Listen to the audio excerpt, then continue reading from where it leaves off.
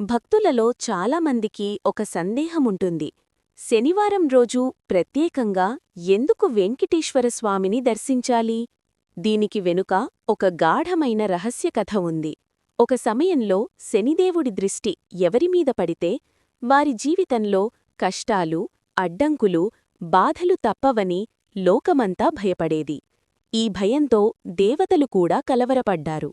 శనిదేవుడు తన వల్ల లోకానికి ఇంత భయం కలుగుతోందని తెలుసుకుని తన కఠిన ప్రభావానికి పరిష్కారం కావాలని తిరుమలలోని వెంకటేశ్వరస్వామిని శరణుకోరాడు. స్వామీ, నా దృష్టివల్ల ఎవరికీ అన్యాయం జరగకూడదు. నా ప్రభావాన్ని మీ కృపతో నియంత్రించండి. వెంకటేశ్వరస్వామి శనిదేవుడి భక్తిని చూసి కరుణించారు. అప్పుడు స్వామి ఇలా వరమిచ్చారు: శనివారం నాడు నన్ను భక్తితో ప్రార్థించేవారికి శనిదోష ప్రభావం తగ్గుతుంది. వారి కష్టాలు నశిస్తాయి. అప్పటినుంచే శనివారం వెంకటేశ్వరస్వామికి అత్యంత ప్రతీకమైన రోజుగా మారింది.